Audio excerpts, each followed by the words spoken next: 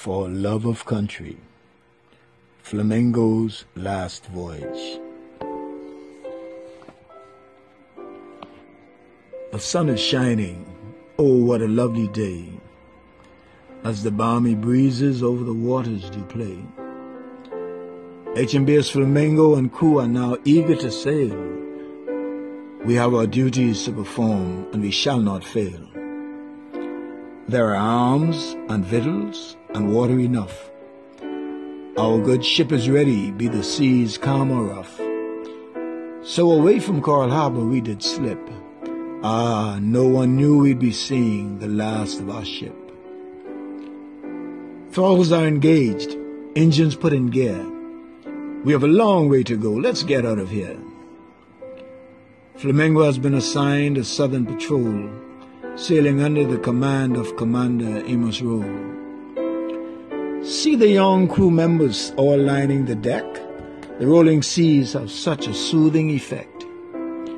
Oh, brave young man, do you not know what evil winds your way doth blow? An anchorage is sought for the night at Green Key, for the wind have come up, the ship must seek lee.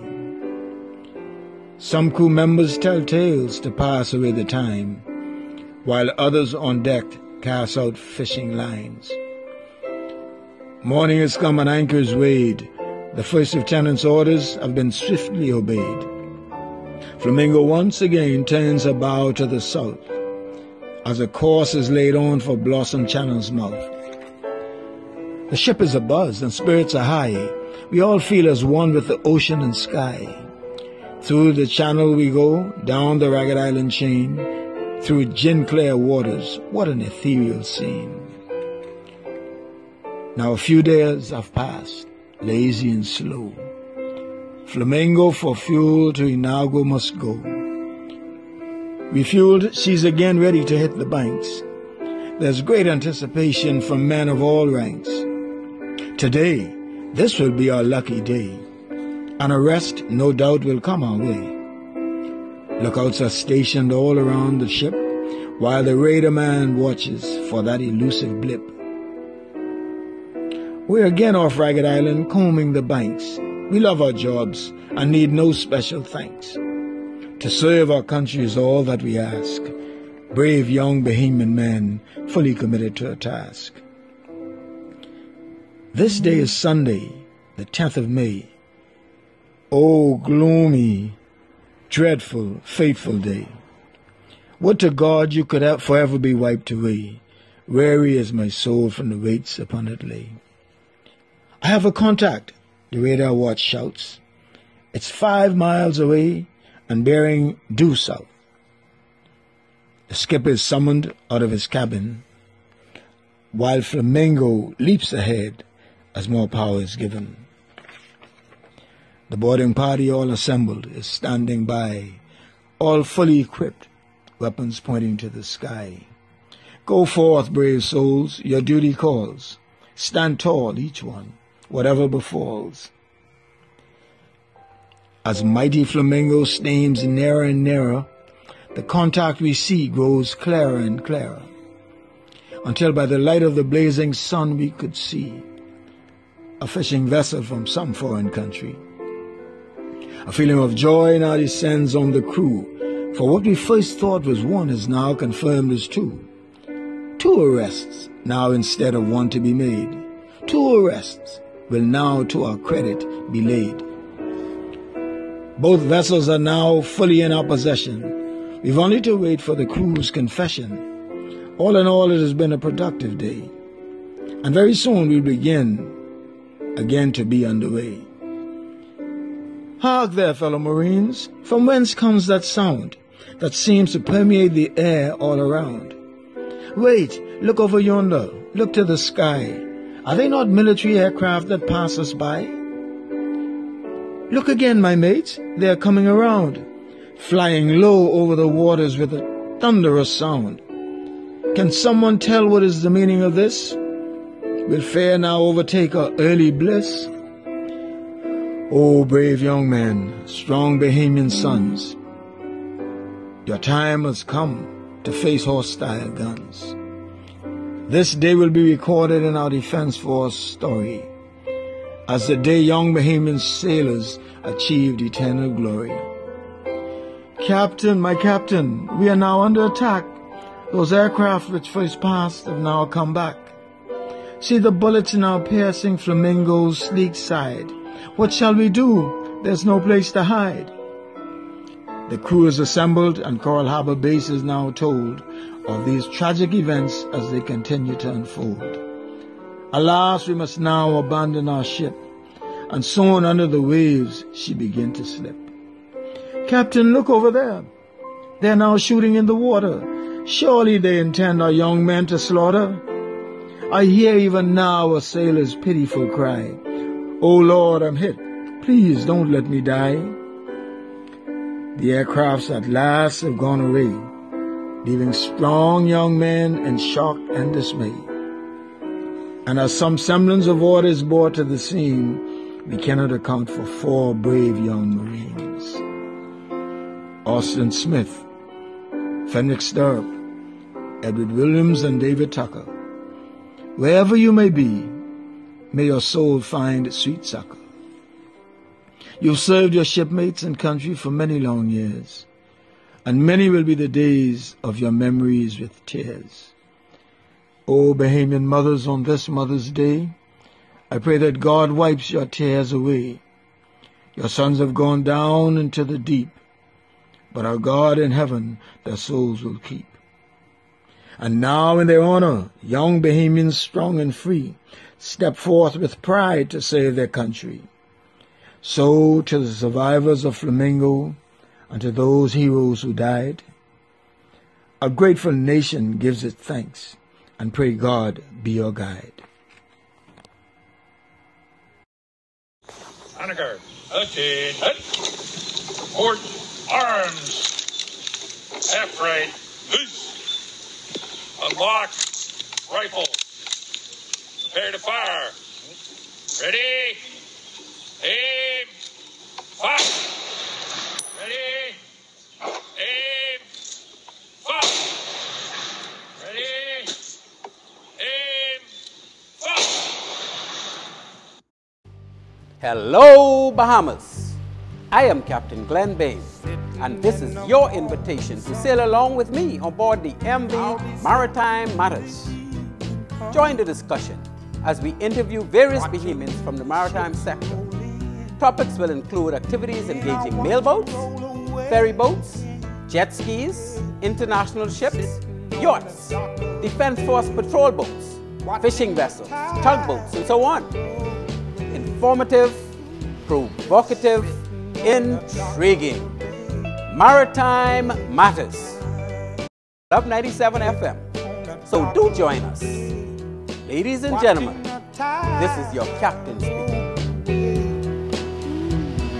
Sitting on a darker bay, wasting time.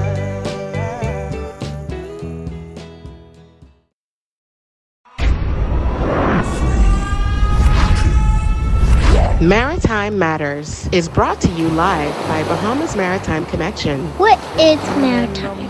Maritime, simply put, relates to navigation or commerce on the high seas. Some say money makes the world go round. I say ships move the money that make the world move.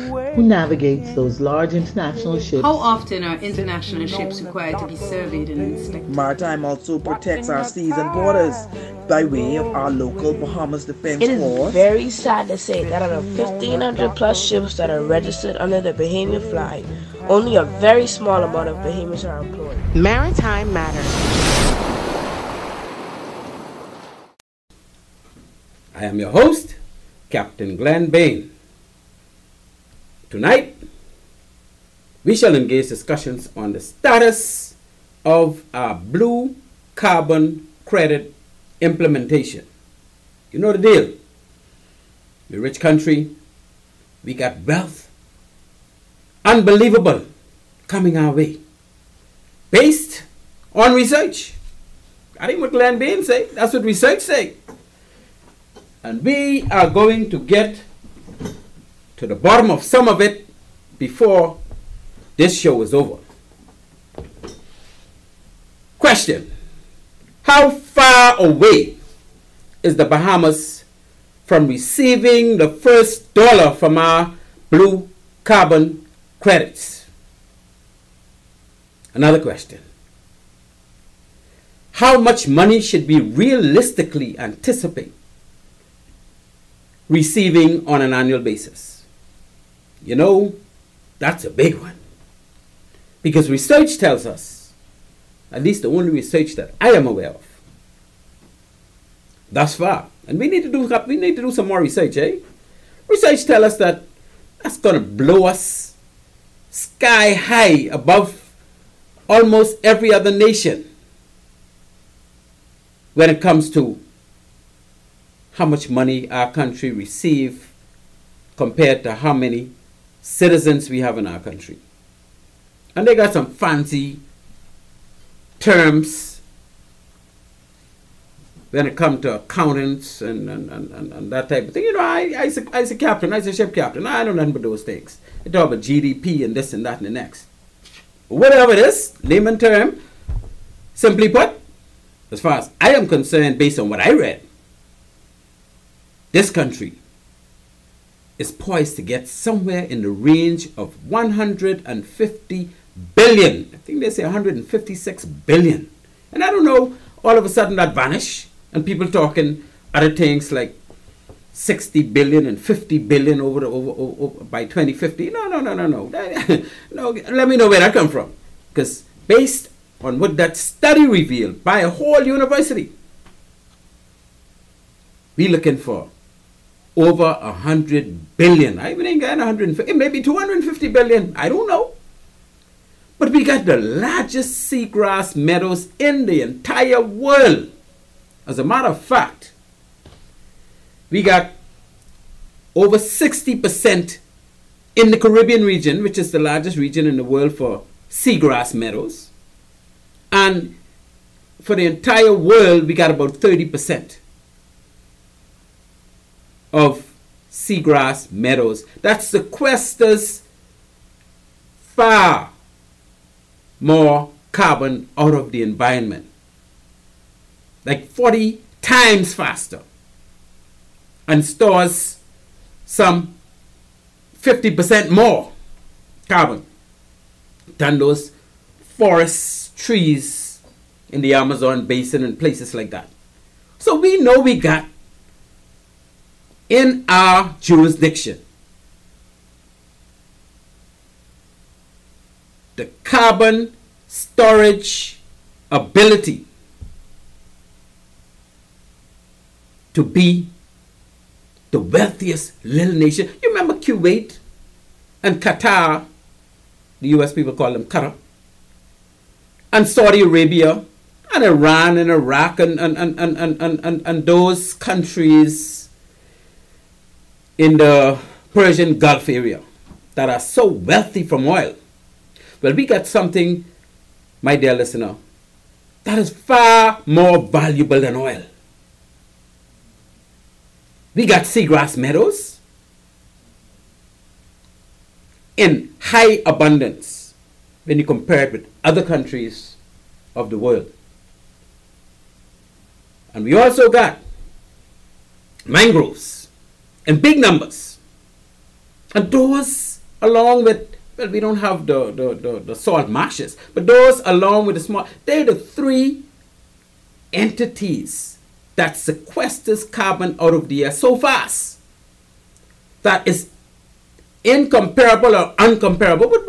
But my daughter Misty, tell me what is the right word. Incomparable or uncomparable, whatever it is. But any other item on earth when it comes to taking carbon out of the air, sequestering it, and storing it. And those are facts. Glenn Bain ain't making that up. You got a call on the line, boss? Okay, good. So, that is where we are when we speak in terms of how much money, based on one research by University of was it Alabama? Michigan, sorry, University of Michigan.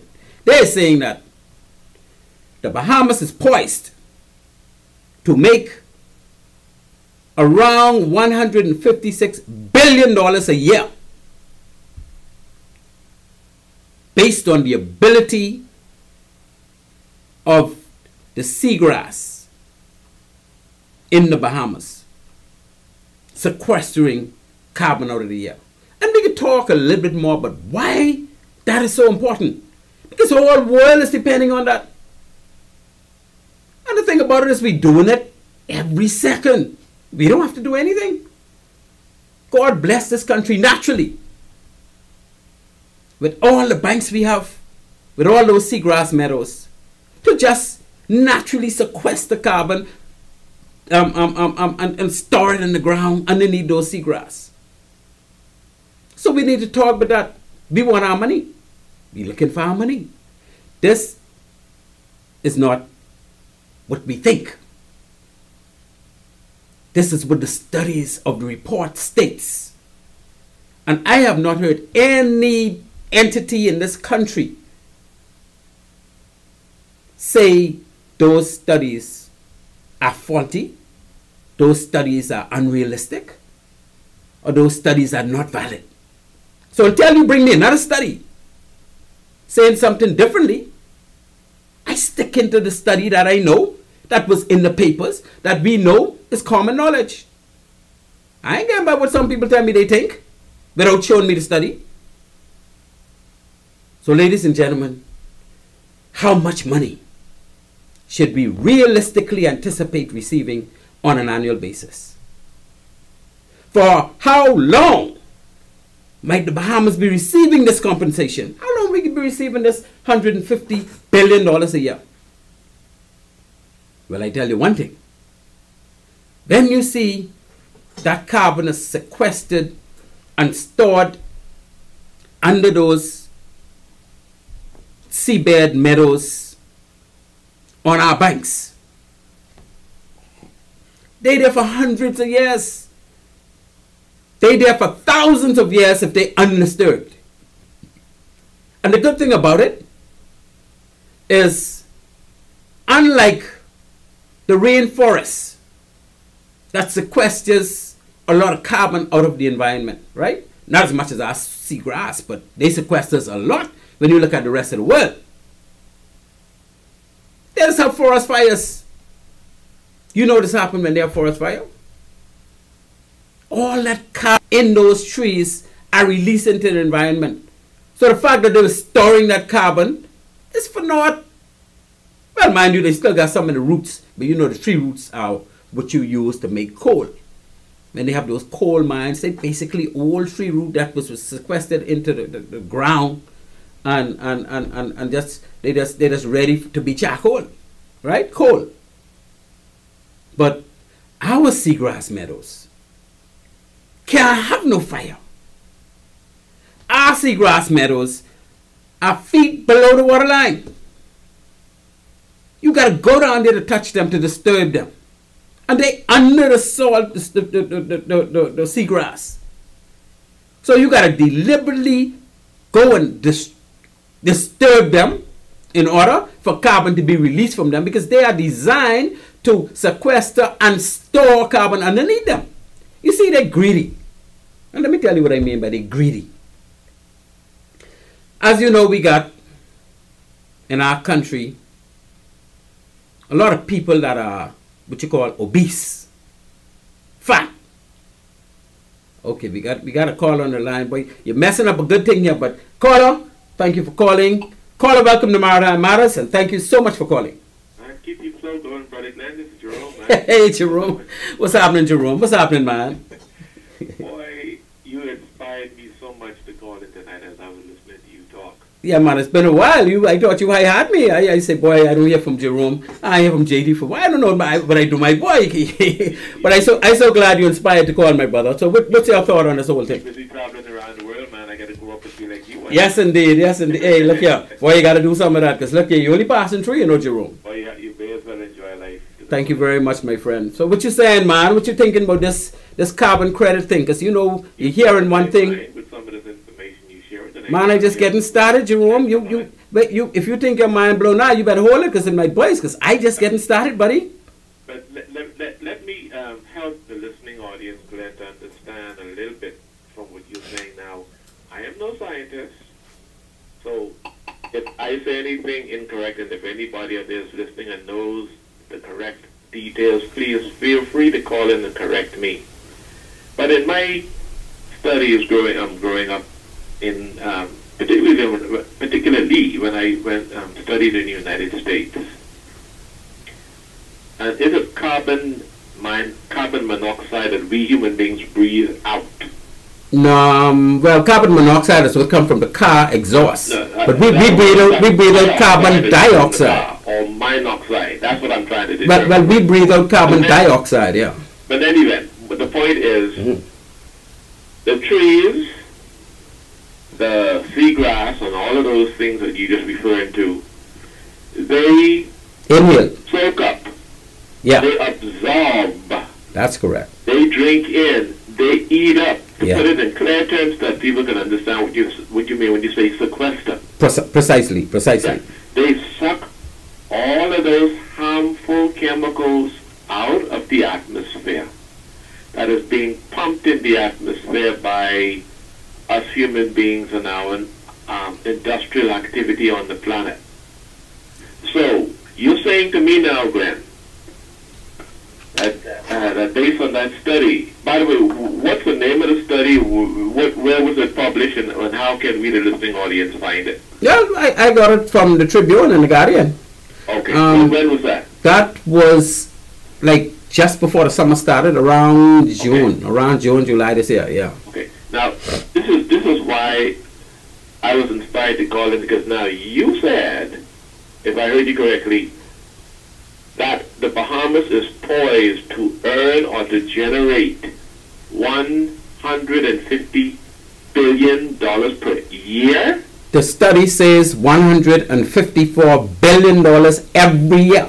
Oh my Lord! It's the empirical independent study. And that's the only study I have seen or I am aware of. Whoa! So far. Now I don't know if there were other studies done and they didn't make it public. Now there must be others, because now. It must be others now. It don't have to be others. No, they don't have to be, but I dare say they very, very well may be. You see, this is why I called in at this point as you were talking, Glenn. Yeah. What you're saying to us. What the newspaper said to us. By God's divine providence, He, the Almighty God, who placed us in this position, gave us all these beautiful waters with all the seagrass under the water. Yep.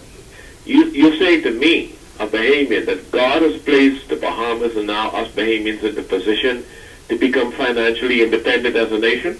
You would be so wealthy you don't know what to do with your money, JT. Now, Glenn. I telling you, that have to happen according to the study. Now, I need to see some other studies, because that's the only study, and that was done by a University of Michigan. He's a scientist. University of the Bahamas, but a university in the United States, right? Yeah, but they came here to do it. No, of course. And they were not paid. They were not paid by anybody to do it, so they had no incentive. You see, that even makes it more credible to me. Thank you very much. They were paid by the government to do it, but even if they had been paid, the fact is that they would have found that this data, this information in the Bahamas, about the Bahamas. Yes, sir. See, Glenn, this brings, and I only want to put a little bit of politics in this. See, now, you know I don't do that politics thing, but let's go. This brings credibility to what a Lincoln Bain and others over the years, Graham Weatherford, have been saying over the years about you and I as Bahamians being able to get from a national sovereign wealth fund $100,000 or even $1 million per citizen per year. Let me just stop you right there, Jerome. There's a disconnect there. There's a disconnect in that what Graham and Lincoln and them were talking about was Aragonite. No, see, no, that's what they was talking about. Let's be straight now. Because this carbon credit thing just came around in 2021. Listen good. So let's don't connect the two of them. Let's not connect the two of them. Concerned about the type of natural resource. But you're making a good point. You're talking about our seagrass. I'm talking about something that we just found out. Has been found out by an international university that did an independent study on its own about the potential monetary value of that seagrass to our country. That is correct. That is correct. So my point is not so much for the nature, the particular natural resource, but I'm talking about the potential of and for the Bahamas to generate financial wealth. That's the point I'm getting at. And for years to come. For years to come, my brother. Pardon? For years to come.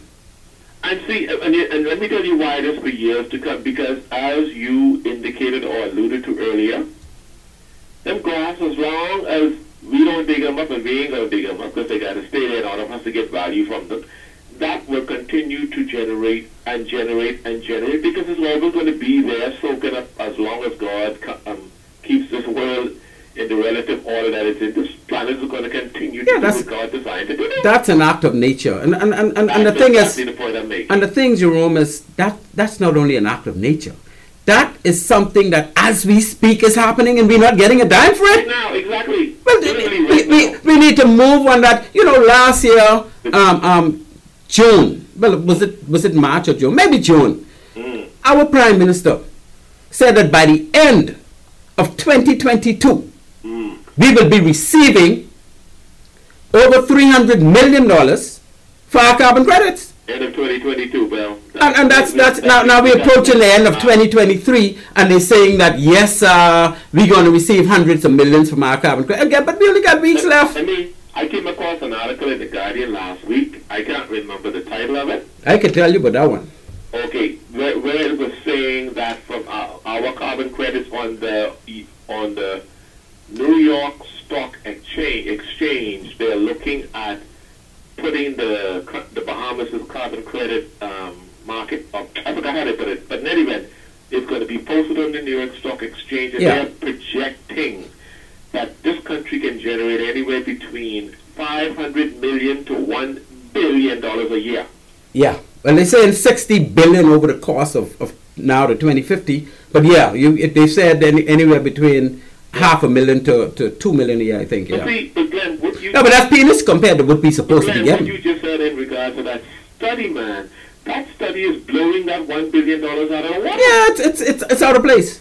It's out of place. Now, I don't know from whence they got this new figures, right? Like I said, I only know what I see or what was brought to my attention to the public. Understood. So unless I could find something or somebody could point me to something, and I hope somebody call the show and say, oh, well, you know, Glenn, since then, this happened or that happened. Boy, because that's a university, and unless another university or one of the authorities in dealing with carbon credits internationally, like the CDC or one of them, I am not, well, that's the VCS, the Verified Carbon Standard. That they have companies worldwide, but it's an American company that actually verify how much carbon your country have, right? And they got to come in to verify it. But we did some things before that. You know, we have this company that came in to do some what you call measuring of seagrass, and they measured it by mapping it out, right? And I understand this company called Beneath the Waves already done that. Right. So it's mapped out already, and I'm going to go into some details of what all they did. How they use the sharks and the seabed sensors and research vessel and the hexagon flights. 30%. Yeah, 30%. I vaguely remember what you're talking about. Yeah. Yeah. Okay. So yeah, man, that's where we are, Jerome. And like I said, I got a lot of information to reveal tonight. I'm only beginning. You see, and I'm going to hang up in a minute so you can continue. But see, Glenn, I wanted to help the listening audience by to understand the power of what you're saying, Glenn, because it is only, all Glenn is saying, my fellow Bahamians, is simply this. Again, the seagrass is sucking the poisonous gas out of the atmosphere that cars and trucks and planes pump into the atmosphere. And that seagrass, sucking up that, is valuable to the whole entire world. That's right. And you are saying, because of that, what's the university again, Michigan? University of Michigan. The University of Michigan. Well, you could Google the University of Michigan study carbon credits in the Bahamas, and I'm sure the report will come up. So you say, and that study has concluded Yep. But the Bahamas has the potential. No, but the Bahamas should be receiving. We have the potential, not only the potential, we have enough seagrass meadows and mangroves to receive that amount of money. That's my point. We haven't received it yet, so we have the potential to get it. Absolutely, absolutely. Right, the potential to get it. But you said now, watch this now, Glenn. Glenn, you didn't say 10 million. You didn't say even 10 billion with a B. No. You shared that this study's findings projects that the Bahamas could realize 150, you say? 154 billion. Billion. With a B. With a B. Yeah, but this is not the first show. This is not the first show I revealed that, but not for lifetime. You say every year. Annually, yeah. That's every year. Yeah, see, and I will conclude on this note. My one concern I have in all of this is that the government of the day be honest and fair to you and I. But the information is out there, so. See, I'm glad that it is out there, but my point is, just recently in Parliament they were talking about, within the past year, the Sovereign Wealth Fund versus one other facility that the government is now trying to set up. My thing is, you and I, as Bahamians, we own, watch this now, you and I, as citizens of the Commonwealth of the Bahamas, heirs and successors of these family of islands, we collectively now own those sea grasses, you know. Well, my brother. Glenn? No, we will always own it, because nothing beyond high water mark could be sold to anybody. So we will always own them. As a citizen of any country. Yes, yeah, you're right. You're absolutely right. Citizens collectively. You're absolutely right. I agree with you. Ownership. Yeah. Of any natural resources in their territorial boundaries. So you and I are literally the owners as citizens of the country now. We own all of the natural resources. So you and I, as a country, are worth billions and billions and billions, and thank God now God has revealed it. Yep. Where no one in the country can hide it away from the citizens. It has to happen. Well, I will hang up and listen, man, but man, you got me excited when I heard you share that stuff. But I just want the government, please, Mr. Prime Minister, God is a generous God. The devil is a stingy, small g God. God wants you and I, Mr. Prime Minister, you and I as citizens of this country to all share in and benefit from the natural wealth that He, the Almighty God, placed here for us all as citizens. So please, Mr. Prime Minister, do the honorable and right thing always by us, the people, by letting us know and share in that bounty. It belongs to all of us as Bahamian citizens. Thank you, buddy. Okay, Jerome, and make sure now, don't only call the show, he's gone, don't only call the show, Jerome, when you realize that you could be a millionaire soon. call on some other time. Say, man, you always call, man. That's my good friend, ladies and gentlemen. Jerome J.T. Thompson. He's a very valid talk show contributor. He contributes very, very well to talk shows in general. From the time talk shows started back in, what year was that, boy? When Love 97 started that talk show, he was, in my view, one of the top 5 talk show contributors in this country, and he really brought talk show to what it is today. A lot of people know his voice. I mean, he's blind, he can't see, but I can tell you, you wouldn't know that he's blind when you hear him calling these talk shows. Not that blind people can't, do things, but he is an amazing contributor to talk show. So thank you, Jerome, for calling, and now I go on. My question was, for how long might the Bahamas be receiving this compensation? And, that's a loaded question, because it depends on how long it takes the world to realize net zero emissions. Or should I say zero carbon emissions?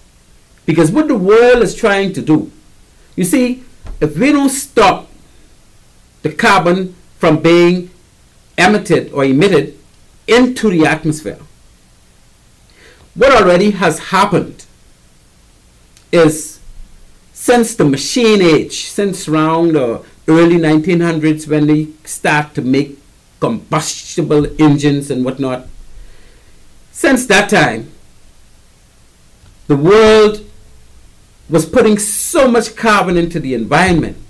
And as you know, today, especially in the Bahamas, we get far more cars than we ever had.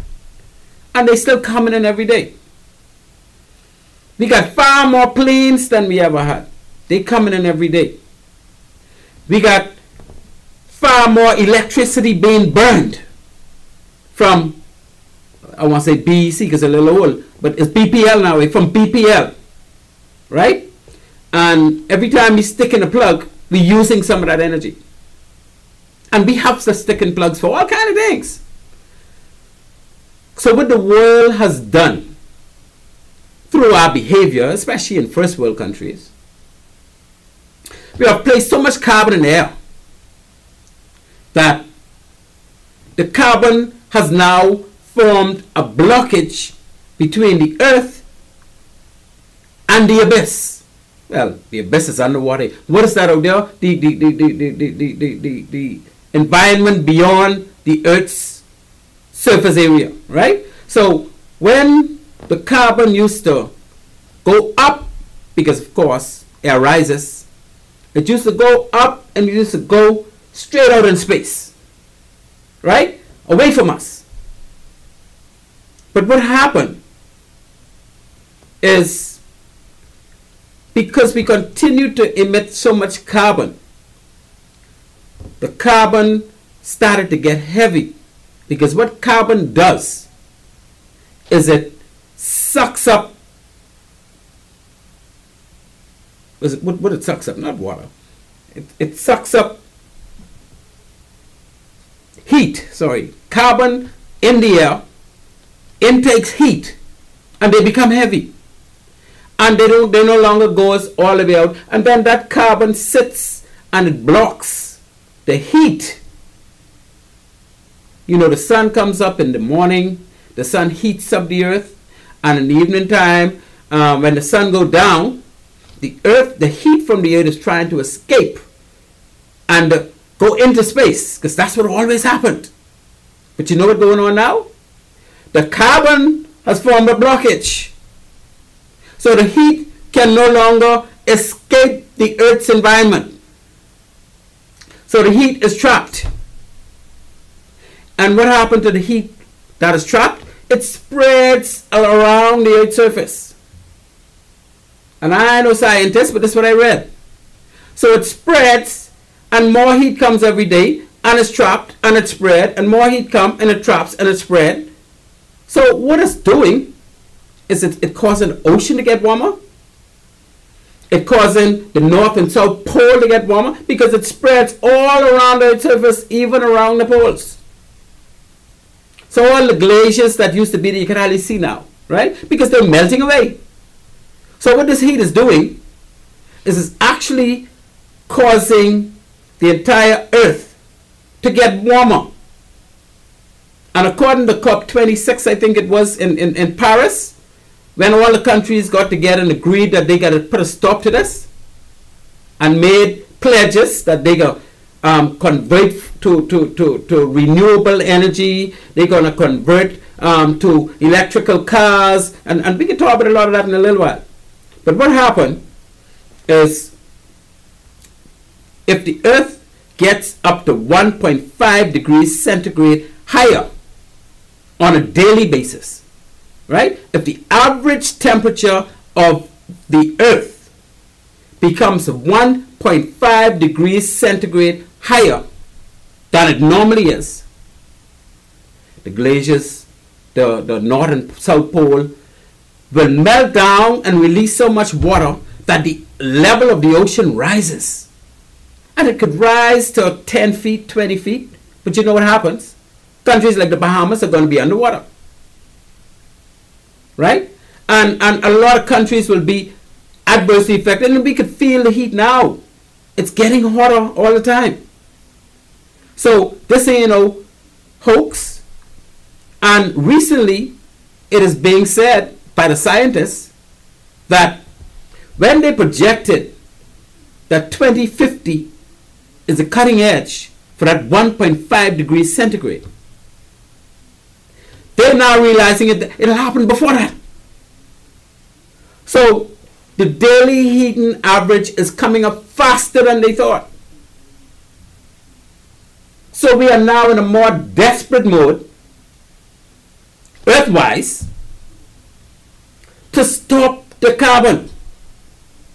Because as carbon continue to get up in there, it continue to take in the heat, it continue to trap, the Earth continue to keep the heat in, and this thing is going to speed up even more. So this is where we are. The world must do something. So when they went to COP26, they all pledged. And part of that pledge was they're going to pay into the World Bank, each country, based on the amount of carbon they emit, so much money.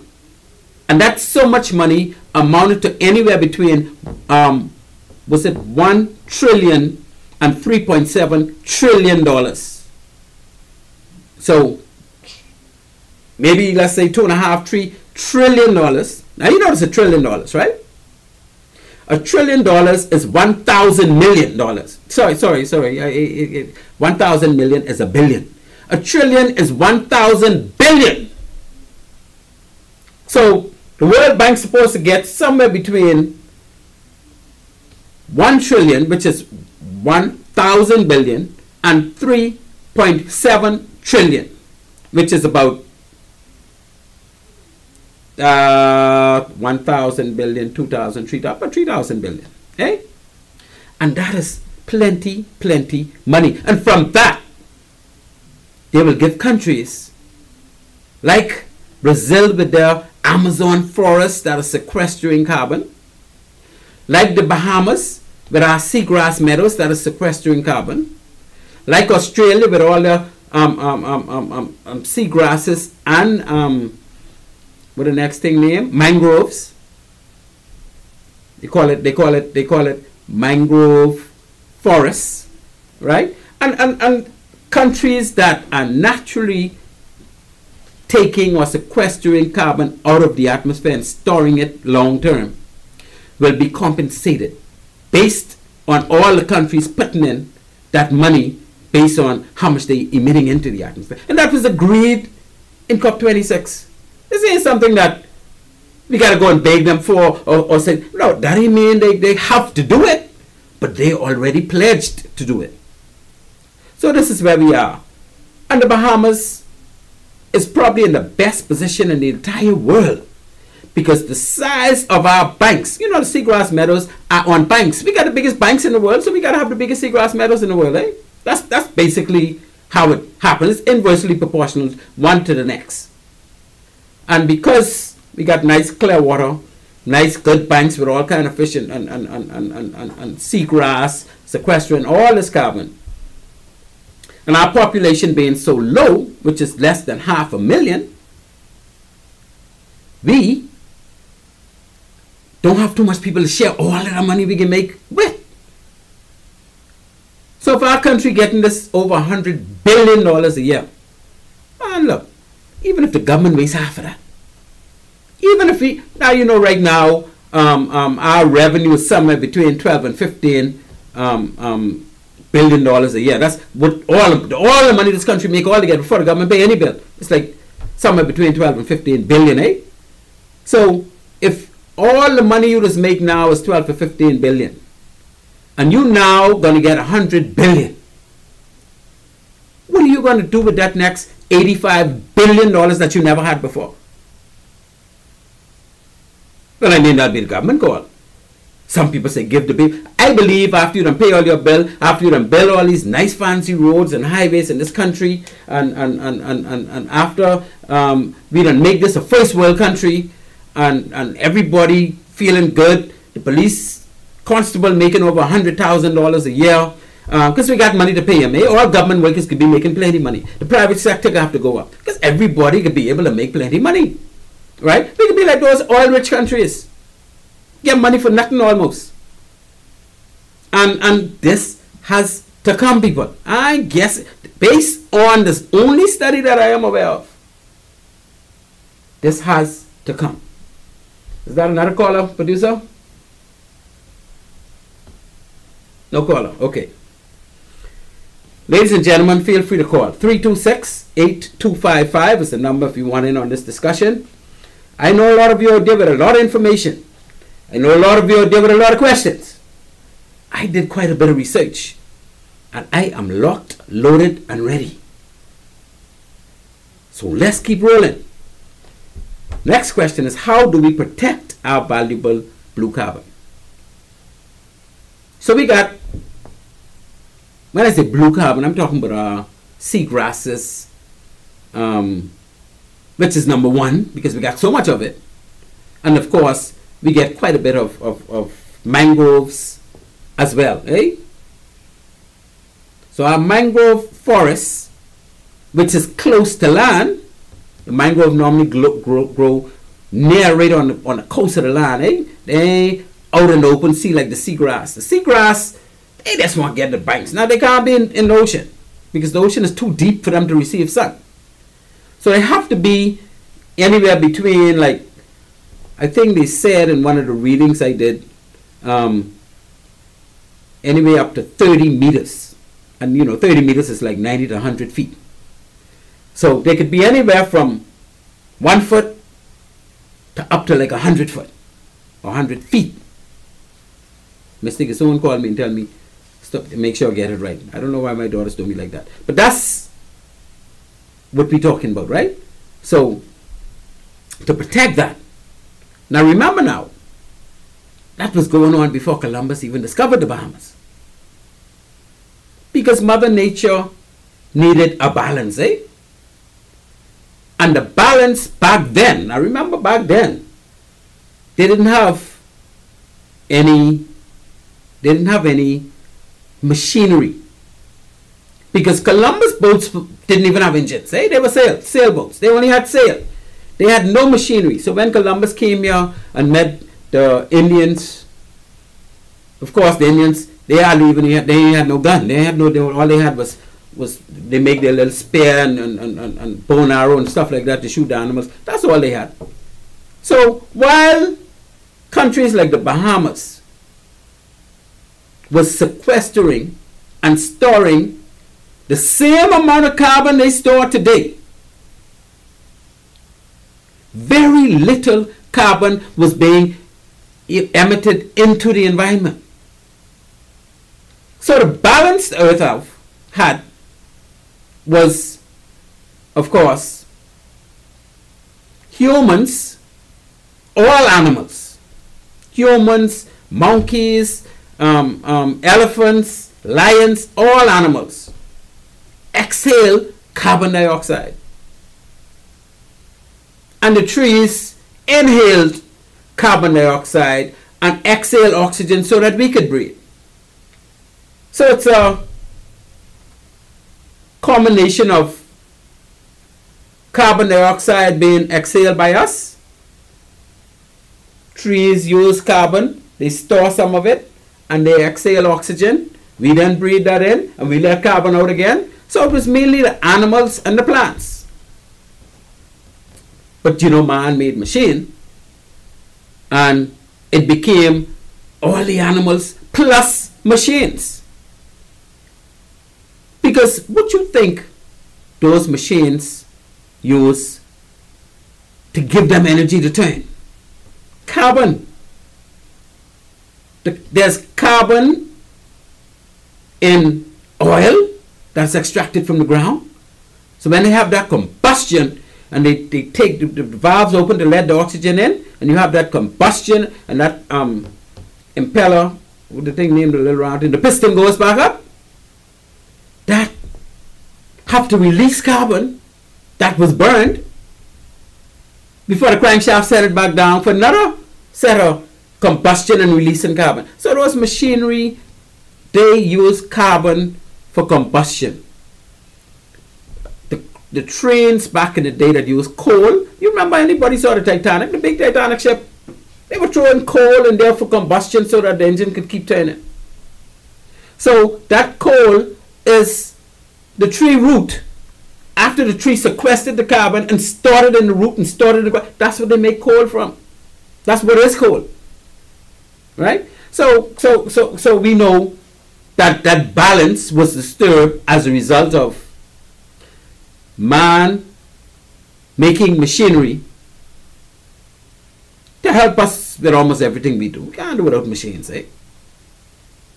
And those machines emitted so much carbon that now the earth is in trouble because Mother Nature balance was disturbed to the extent now where Mother Nature will lash back. You see the kind of hurricanes we having?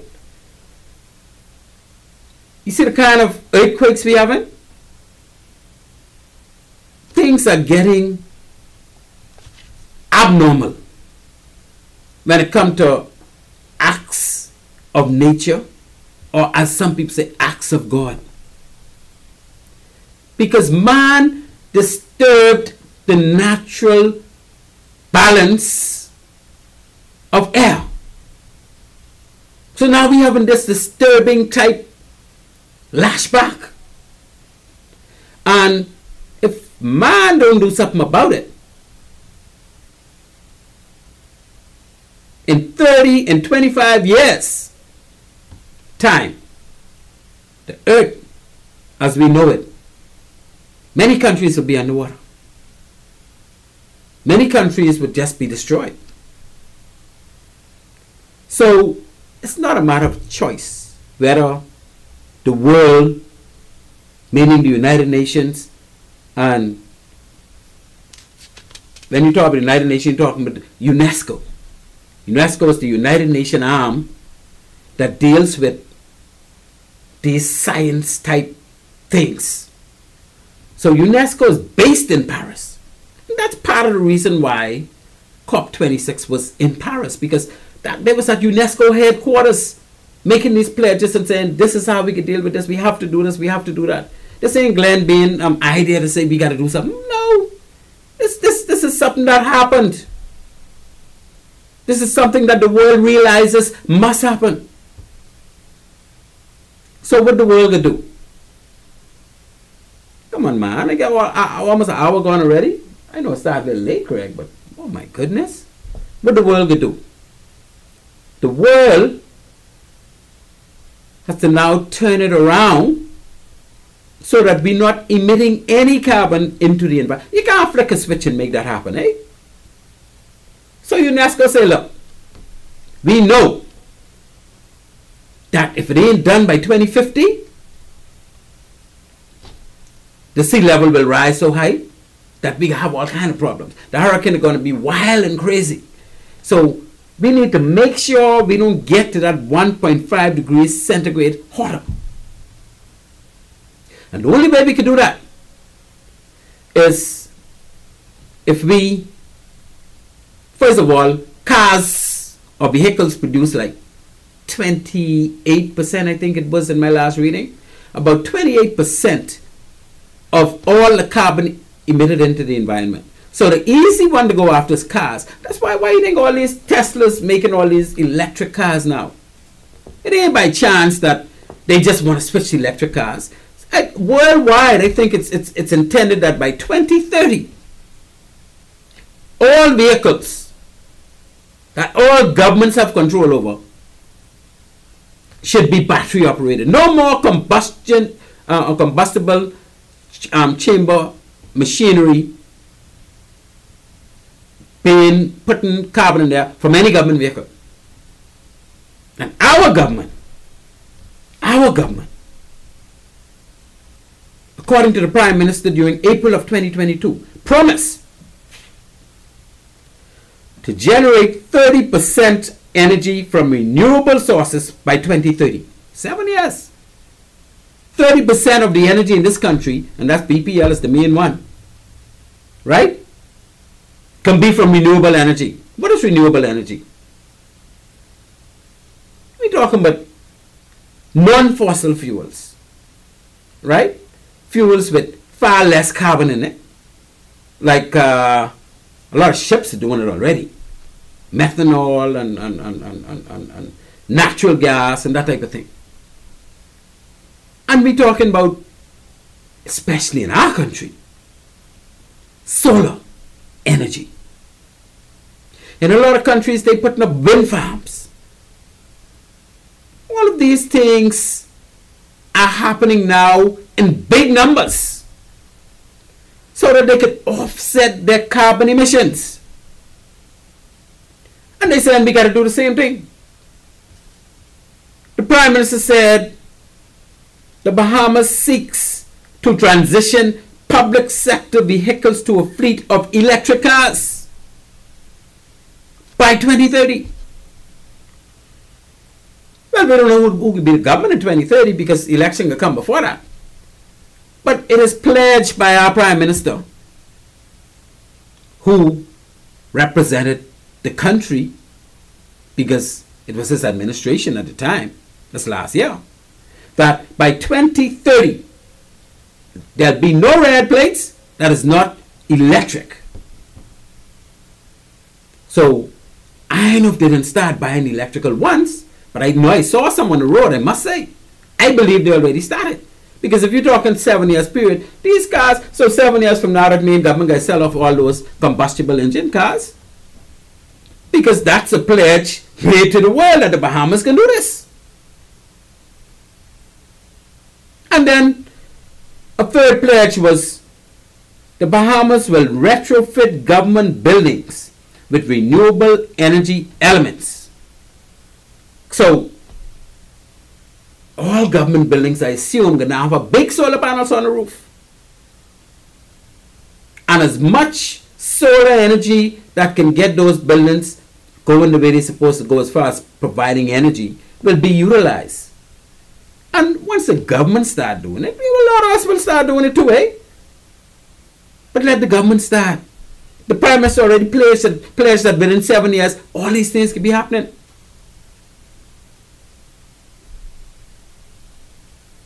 And we got a final question. Who will be responsible for managing our blue carbon credits? Boy, that's a good one. I wouldn't even attempt to answer that right now. Well, first of all, as you know, we have introduced 2 legislation to deal with getting carbon credits from the world. The first one being the Climate Change and Carbon Markets Initiatives Act, just produced last year. Climate Change and Carbon Market Initiative Act 2022, right? And this act provides for accreditation and transformation of blue carbon credits. So this is the act that is going to give us the leeway to prepare to collect on our carbon credits. Then we got the Carbon Credit Trading Act of 2022. So this act enables the Security Commission of the Bahamas to regulate trading of our carbon credits. So we loaded and ready to go. The legislation is already rolled out for us to deal with this carbon credit trading operation, right? And then, of course, we'll come back to talk some more about a company we have called Carbon Management Limited. Because there's a lot of uncertainty in my mind based on everything I read. Oh, and I was researching, trying to find some things on that. But again, this is the entity that the government is relying on, along with the international entity beneath the waves, to organize and start getting carbon credits for our country. Because beneath the waves, they had to do all the measuring of the seagrass meadows, the mapping of the seagrass meadows, and all the rest of that good stuff. And they work along with another company, Hexagon, Our Evolution. It's a lot of things on the internet that I pull down. And you know what? We are going to discuss all of those things. But at this point, we're going to move to our first break. I deserve a break, right? And when we return, we're going to delve far deeper into our carbon credits implementation operation. Ladies and gentlemen, you're listening to Maritime Matters. Please, just hang on in there. We'll be back shortly.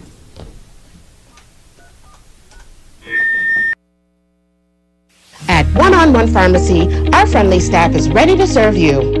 Visit us today for all your prescription and over-the-counter needs at our East Street South or Charles Saunders Highway locations. We're open Monday through Saturday from 8 a.m. to 8 p.m. and from 9 to 4 on Sundays. In a rush? Send your refill scripts online at oneononepharmacy.com or ask about our convenient pickup service. One-on-One Pharmacy, providing personal health care with people at heart. At Bahamas Maritime Connection Limited, we offer first-class maritime security services throughout the Bahamas and the wider Caribbean.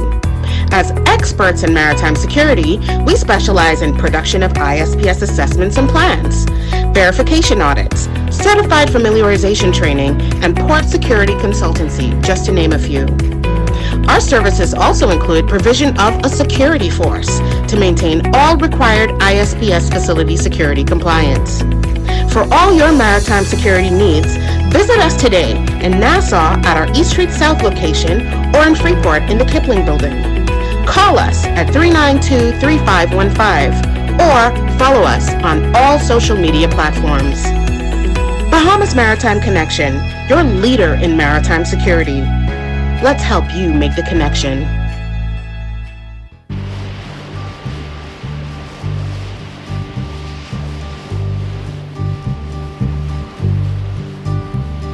Sitting in the morning sun, I'll be sitting when the evening comes,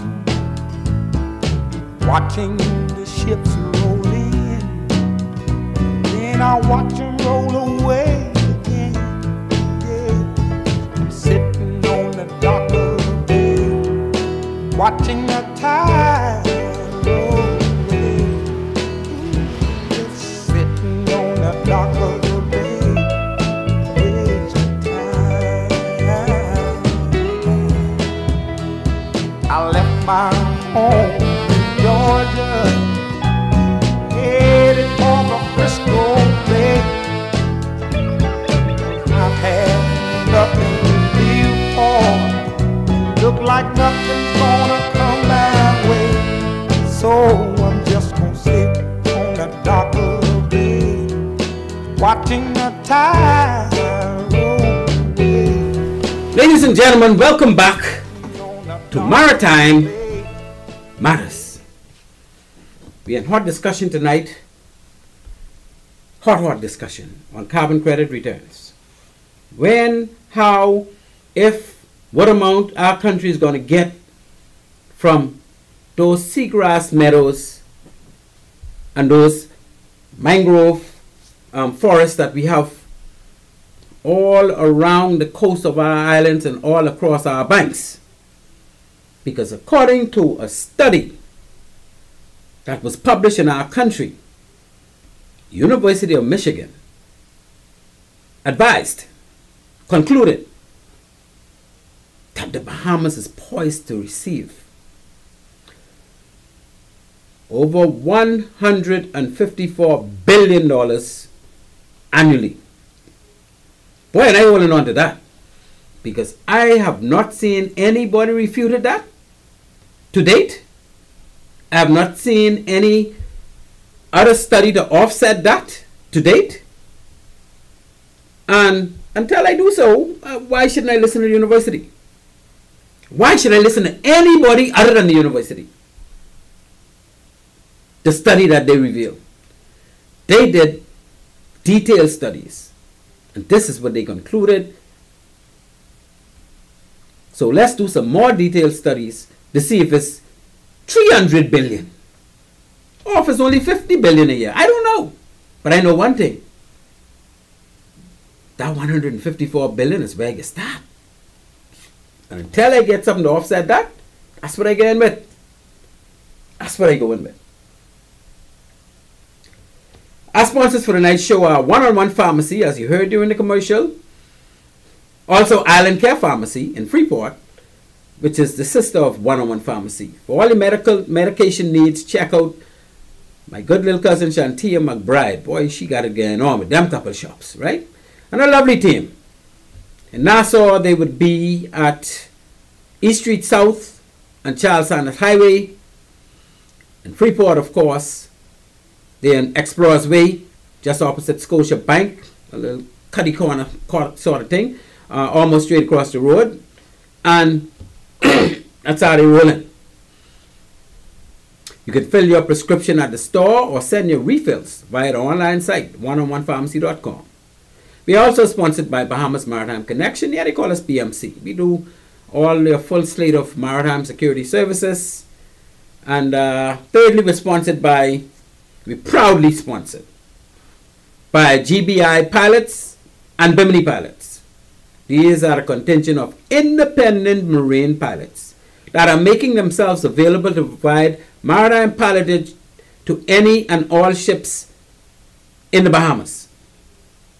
It's outside of Freeport proper and Nassau Port area. Eh? Anywhere else, all in private islands, anywhere else where we got any dock and ships need pilotage, check out GBI pilots or Bimini pilots. So please feel free to call on GBI or Bimini pilots for all your marine pilot needs. At this point, let me say good night to my good Annie Mae. Annie Mae, how are you, my dear? You tell me the day you go on by Margot for a couple of days, eh? Well, you know how you know you're my girl, so Margot, well, I know I ain't gonna tell you take good care of Annie Mae. That's your mommy and that's how you all roll. I want y'all to say hello to all them other lovely daughters you got there. Lauren, the fresh, newly retired one, my god sister Vinice, and Yvonne. Say hello to everybody for me. To our listening audience, it is my pleasure to introduce to you the man behind the controls. You hear me call him Craig. I always call on him, you know. Wonderful producer, ladies and gentlemen. I present to you tonight the insatiable, the man of the hour, the man with all the power. He is fully able, quite capable, the one and only Mr. Craig Gibson. Yes, say late, but never too late. You are listening to Maritime Matters, people. On this show, we talk maritime. Maritime Matters airs weekly at 19:30 every Tuesday here on Love 97. Purpose of our show is to highlight persons that made significant contributions to the maritime in the Bahamas and to sensitize Bahamians of opportunities in the maritime sector. We also cover current maritime issues from domestic to international. Halfway through the show, we already reach halfway through the show. We done pass about what time it is now. My goodness, I only got minutes left. You can call us at 326-8255 at any time, people. Feel free, 326-8255. Talking Maritime, you're listening to Maritime Matters. Now, today, I think it was today, we had a vessel capsize. And based on information I got on social media, and I got to say that because, you know, sometimes the information won't be as accurate as it needs to be. I didn't read it in any press because no press came out as yet since this incident happened. But there's a vessel called the Islander 3. Islander 3. Operate with the Blue Lagoon operation, taking people from Prince George Wharf, Paradise Island to Blue Lagoon Island and back, and that type of thing. And it's very unfortunate that the Islander 3 took on water and basically sank. I don't know if she's on the bottom or she just sank and sit. But, you know, somewhere on the back of Paradise Island, the water isn't very, very deep because that's not ocean. But, of course, it's deep enough that if you was to be on a vessel that sinks there, you got to be able to swim or you hold onto the vessel, which most people should do. If a vessel capsizes and it's still out of the water, you hold onto the vessel, you don't go swimming away from the vessel. But anyway, based on reports, I think one person might have lost their life. And question comes to mind. Not only in my mind, I'm sure, but definitely in my mind. Why would this vessel take on water? Is it a maintenance issue?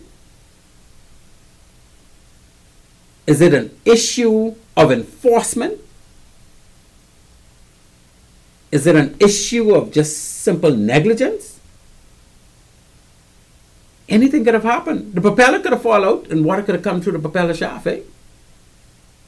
The rudder could have dropped out. We don't know what really happened. I don't think anybody had an opportunity yet to even properly do a casualty investigation on this matter.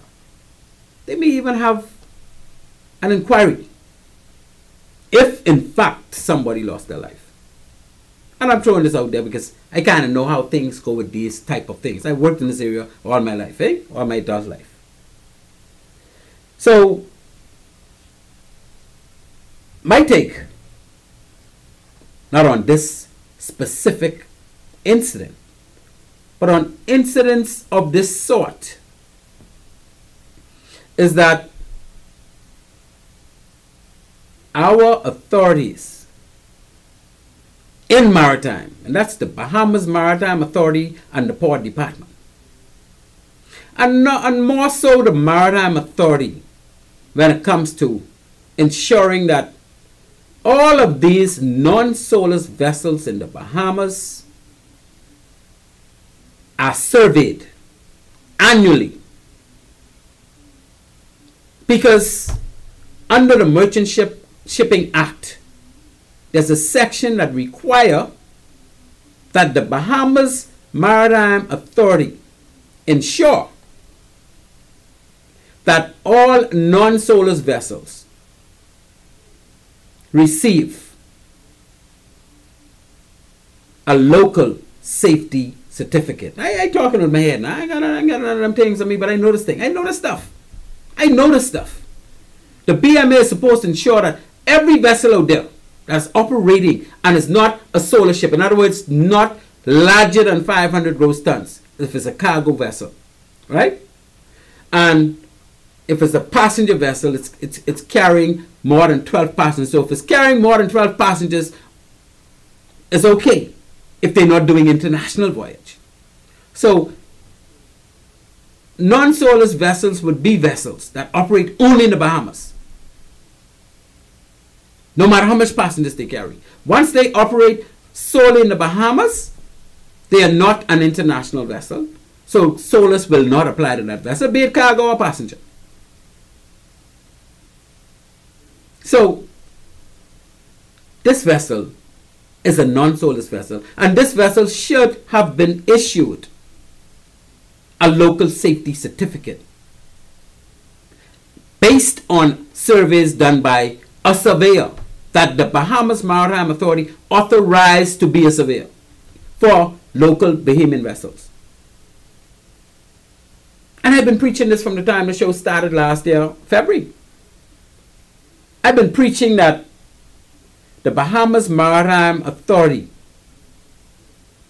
has fallen down on their responsibility to ensure that non-soulless vessels in the Bahamas are issued local safety. Let me tell you what that means, dear listener, because a lot of people don't understand what that means. So let me break it down, because I know. I worked at the Port Department for 5 years as Deputy Port Controller. I worked at the Bahamas Maritime Authority as a Senior Nautical Inspector, the very first Bahamian Senior Nautical Inspector to do port state inspection in the Bahamas was myself. I took over from the British gentleman Colin Leggett. So I know what I'm talking about. This thing get on me again. You know, my colloquialism is kicking. I no talk show host, and I ain't trying to be none, right? I'm only trying to get information out there. So the local safety certificate for one of those vessels, be it a ferry boat going from Prince George to Paris, because you got deep waters, and if a ferry boat was to tip over and the current is lashing because tide is ebbing or tide is flooding, and they're in the middle, people could die. So what that survey would do before they could get that local safety certificate, it would ensure that the amount of people that vessel can carry is established based on stability tests. It will ensure that that vessel is dry docked on a regular basis. And for vessels that are carrying passengers at least once every 2 years. Okay? Because you got a lot of vessels out there carrying people up and down all day, and they ain't been on dry dock for more than 5 years. And nobody tells them that they got to dry dock this vessel, and you got to do a survey on dry dock stating exactly what happened, that your cutlass bearing was checked, your shaft was pulled, your rudder bearings are still intact. Because if you don't, and something goes wrong like this, because why you need these surveys is because when you get these surveys done, these are verifying that you're good to go for another 2 years.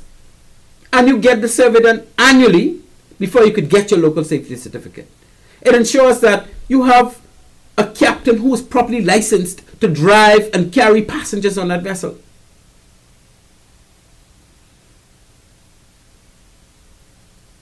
These are only some of the things that a survey will ensure. And the survey should be done by a qualified person that the Bahamas Maritime Authority has recognized as capable, and they have given them the authorization to do the survey, and they got to give the BMA the report at the end of the day, and the BMA would then issue the local safety certificate. Or the BMA may even authorize them to issue the local safety certificate and just send them the report. But whatever needs to happen, needs to happen. And this doesn't only cause the vessels to be more safe, right? Because they wouldn't have the luxury to be able to carry people for 3 and 4 and 5 years without dry docking the vessel. They wouldn't have the luxury to not have certain things in place on board that vessel, right? Like radios and firefighting ability and horns and navigational lights if they move in the night, the boat need to be fitted with maybe life jackets if they're on them short voyage. If they're on a long voyage, of course, life raft. But all of these vessels need to be issued a local safety certificate which will verify and certify that the vessel at the time of survey, and that's at least once a year, was up to standard. Is that asking too much? No. And that was the mandate of the Bahamas Maritime Authority now for decades. And it's not being done. And I know, so they can't tell me otherwise. And I'm not saying that to say that had anything to do with the reported incident, because it may not.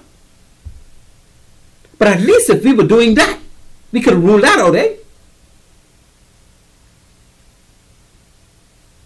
That's my views. Now, we talked last week, and I only can say one statement on this, about the shanty towns.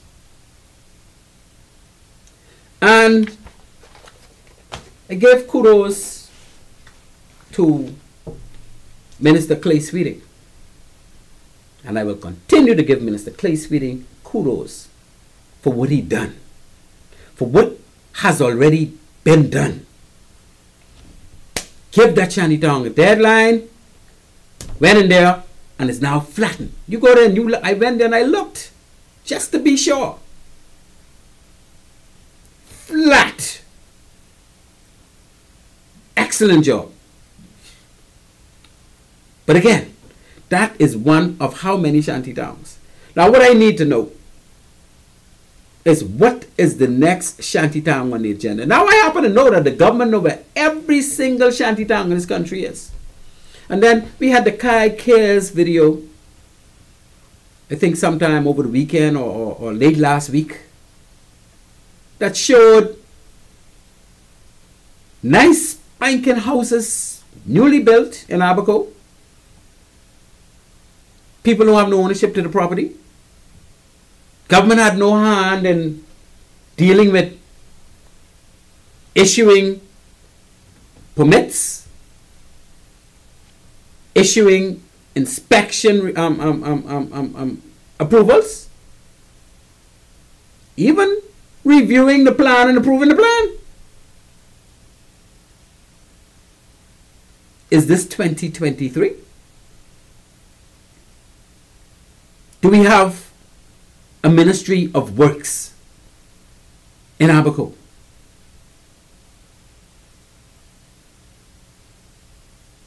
Do we have a representative from the Ministry of the Environment in Abaco? Do we have a representative from BPL in Abaco? Do we have a representative from Water and Sewerage in Abaco? Because these are the areas that if you or me wants to build a house, we have to get approval from. But their house is going up left, right, and center, looking so nice and spanking. We don't know if they build right, because obviously they ain't getting no authority to build them. But they're going up every day, according to my good friend Kai Mills with his Kai Care videos. Have anything been done as yet to go and address this matter? Is anything being planned to say these shanty towns are on a schedule? Come December, that one gotta go. You finish with that, you give that next one till January. But so if we got 10 shanty towns, we give it 10 months. We bring down one a month. Even in Nassau. What's so hard about that? We know they're breaking all the laws. So why it have to be a problem to have a schedule that the public can see? To say, this is how we're going to address bringing down all of the shanty towns that should not be here. It ain't like you're doing nothing wrong. You're giving them fair notice. And the thing about it is we make out a schedule and they see the schedule. Then they know, boy, I got 3 more months. Mind you, they can take on 3 now. We know they ain't going to move out before 3 months. But at least they know 3 months ago that this got to come down. So prepare yourself. That's my view. Anybody have a different view, please call in and let me know. Anybody have the same view, call in and let me know. We got 4 more minutes. Okay, 3 minutes now. Boy, I don't know if I can take no more calls. But anyway, we have not touched. Well, we've touched. We've scratched the surface. But I'm telling you, this show will go on. We will do a couple weeks of this carbon credits. And let me tell you why.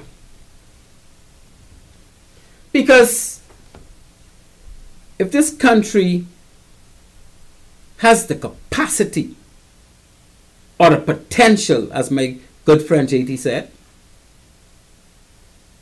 to make even $20 billion a year. Now, let's come back from the $154 billion. Let's say $20 billion a year, right? That means we'll be out of depths. If we play our cards halfway right, we'll be out of the country wouldn't have no more debt in about 2 years. Plus, all our roads will be nice and smooth. Because you're talking about $20 billion on top of the $12 billion we're making from tourism and stuff. And that's after you put back the amount of money you got to spend to conserve our good old seagrasses. And you ain't going to put much money into conserve seagrasses, you know. You just need a chopper, maybe 2 choppers, 1 or 2 fixed wing plates to make sure nobody really, but you can't really do nothing. But they're underwater. The only thing we got to really be concerned about is the fishing boat dropping anchor. But you only can drop anchor on one spot out of over 100,000. Is it 100,000? No, 96,000 1,000 square kilometers, which converts to about 37,000 square miles. So if you got 1,000 fishing boats out there, I don't know, we ain't got no whole 1,000 out there at any one time. Hey, let's say we have 200 out there at one time. 200, I'm being modest now. And if all 200 of them drop anchor once a day, or drop anchor every now and then, well, of course, you know, they go fishing. When they go to fishing, they go fishing seagrass meadows. Well, on the banks. You fish on the banks. Yeah, you ain't got an ocean to fishing. You can be on the banks, right? Especially crawfishing and stuff like that. You go a little bit on there to get your group and stuff. But crawfishing, you be on the banks. And if all 200 of them drop anchor on a daily basis, of course they get to stir the carbon, and some of it will release and escape into the environment, right? But we could take that. That's like mosquito biting a human, right? No big deal, because we got 37,000 square miles where the seagrass is found. And when ships drop anchor, they don't normally drop it on grass, no how. Eh? You find a shoal, you find some sand patch, and then we drop our anchor. We don't have to be on the seagrass. So that's how we roll. Okay, since we're running out of time, my goodness, ladies and gentlemen, all I could tell you is next week we could talk about managing our carbon credits. We can go into some details of who the government put in place to manage it, how it is supposed to be managed, how much percentage of the funds based on those heads of agreement our country is going to get, who are these people who are going to get the rest. All that is to come next week. So with that, all I can say is good night to everybody. My sponsors again: Bahamas Maritime Connection, One-on-One Pharmacy, Island Care Pharmacy, GBI Pilots, Bimini Pilots. Those are the sponsors for the show, and if you want in on that, feel free to hit us up at Love 97, and we will be happy to have you on board. So ladies and gentlemen, thank you so much for listening. Oh, we got one caller. It's a caller, producer. Caller, you on Maritime Matters. Caller, you on Maritime Matters. Hello. Oh, that person hang up. Okay, good. We're fresh out of time. I'm sorry, caller. You caught me at the last second, and my producer ready to go just like me. We had a good show, ladies and gentlemen. Thank you so much for listening. Remember, Maritime Matters will be back on Tuesday night to finish up our carbon credits program. With that, I say as always, Maritime Matters out. Look like nothing's gonna come my way, so I'm just gonna sit on a dock of the bay, watching the